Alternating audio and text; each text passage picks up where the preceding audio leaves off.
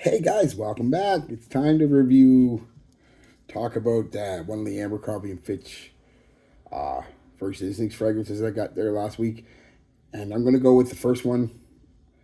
Um, I've worn this a couple times because the first time was very disappointing, and the second time wasn't much better, unfortunately. And that's Abercrombie and Fitch First Instinct Blue. First off, I don't normally talk about presentation a whole lot, but I do love the Fierce bottles. I think they're or First Instinct bottles. I think they're nice. They're like kind of wavy, and the metal uh, side label is on there. The cap is good. You know, it's not super heavy, but it's heavier. The atomizer looks good. Sprays just fine. You know, uh, so all that's great. Great. Um, like I said, it's unfortunate because I really like the smell of this, but we'll get into why I'm kind of disappointed. Some of the notes are apple, lavender, rosemary, pepper, amber. There's more, but they're the kind of the main players. A little bit of woods, uh, cedar, sandalwood. I can't remember off the top of my head now in the base. So how did I apply this? Well, the first time I went normally, a couple, nothing, and I got very lackluster performance out of it. So the second time I wore it, I put 6 in my moisturizer, 4 on my neck, 2 on my chest, shirt on, uh, 2 on my shirt, 2 in each crink of the elbow, like you just seen me do. And yeah, let's get into how it smells. Then I'll get into the performance. Um, Off the top, there's this soft, sweet apple, citrus, and pepper combo. Very, very pleasant. Very blue, as you would expect from the name. Very pleasant, wearable, nice, fresh, compliment getting type of fragrance right off the top. A little bit later, a clean, slightly soapy lavender mixes in with that with a green minty like rosemary, um, mixing with that top. It's very nice, very pleasant. And then you're kind of into the base, basic kind of base. A few hours later, a couple hours later, musky amber, kind of woody dry down. Um, that's kind of it. But I mean, that being said, that is a very pleasant fragrance. Um, Unfortunately, performance is kind of, yeah, no.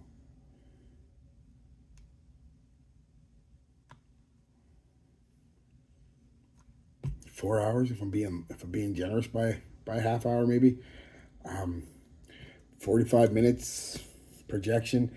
Pretty good for the first 20 minutes, half hour, but when arms like that, but then it comes in real quick, gives you a soft bubble for about an hour and a half, and then it's just skin scent for a couple hours. Nothing really. Um, Not too many people are going to smell it without being close to you after the first half hour to an hour, which is kind of sad because it's beautiful fragrance actually. Um, my skin just kind of. I mean, I've heard people say they get good performance from it, moderate good. I didn't. I got way below average, as you tell.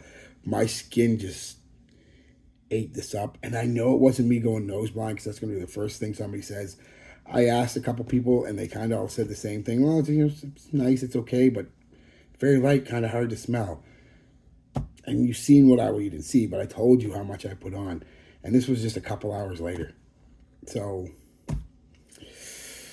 yeah. So at the end of the day, what is it? It's a blue, slightly sweet, slightly minty, fresh kind of scent. You know what I mean? It's a blue scent. Reminiscent of, it's got a little bit of spice in there too, like I said, with the pepper. You definitely pick up some of that pepper. I forgot, off the top stuff. It's reminiscent of other blue scents in that kind of category.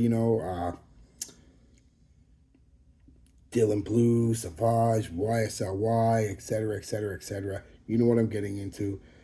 the clean, modern shower gel body spray kind of blue scent, which I actually enjoy more as the modern masculine kind of scent than the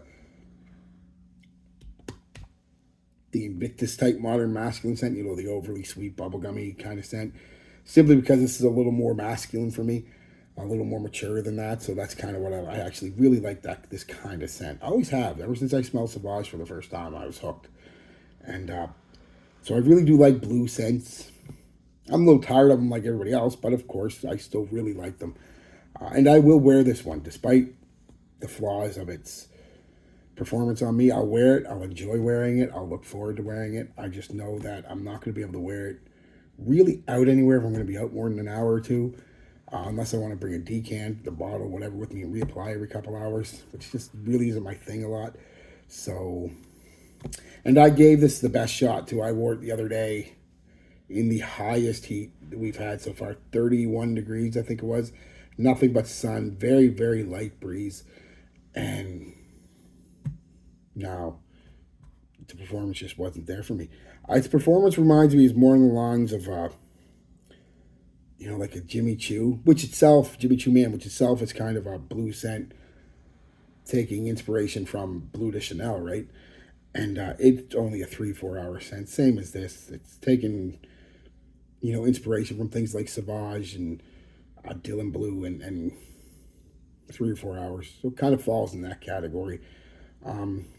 No compliments, but nobody can really smell it. I mean, now if you're one of the lucky ones, this performs really well on you. Great, awesome, buy it because it smells great. For the price, like I said, about $30 with tax, somewhere around there. It's a little too much for that kind of performance. Anything, if it had been $20 or under, I probably wouldn't be as disappointed, not upset, just kind of disappointed in it. But you start getting over $20, fragrance should last more than 3 hours, right? And yeah, so not a good start to the, because I love the First Instinct, the original, love it. Performs, you know, moderately, not great or anything, but moderately on me. I was hoping this would too, be another nice blue scent to add to the collection. But once I run out of this, I'll never buy it again. That's the thing, right? Simply because of that performance. I'll just stick with my Sauvage or my Dylan Blues and things like that. Even Blue de Chanel outperforms this, and Blue de Chanel is not a performer. So yeah, that's kind of it, guys. I wish I had more than that's it. I don't. So I mean, Abercrombie and Fitch fragrances, I think are, unless you got like an Abercrombie and Fitch store, I don't around here. The only place that sells Abercrombie and Fitch around here is Marshall's, Winners, things like that. The Shoppers doesn't sell it. The Sephora doesn't sell it. A couple other little perfume places we have don't sell it. So I don't know if it's the same in most places. I mean, I'm sure, like I said, if you got an Abercrombie and Fitch store or a big city like a New York or something, you can probably test it. Because I would say test it before you buy it, simply because it's, even on discounters, it's a little more than I'd want to risk on a fragrance that might not perform all that well. It's going to smell great. And if you're fine with a performance like that, then go ahead. But, you know, do your best to try it before you buy it. Go walk into your Marshalls, your Winners, your TJ Maxx, your Rosses, whatever. And if they have it sitting there and it's not in one of the little plastic things, give it a couple sprays, walk around. Actually take about an hour and just see, because it might work great on you if it does, but it's probably not. And you're probably just going to want, like I said, go pick Dylan Blue up. Pick Dylan Blue up for a few dollars more on discounters. Yeah. And you'll be just as good with it, if not with the smell, and it'll outperform it by at least twice as much, maybe 3 times the amount, depending on your skin, right? So, yeah, just get the Dylan Blue. So, all right, guys, that's it. Peace, love, be good to each other, and be good to yourselves.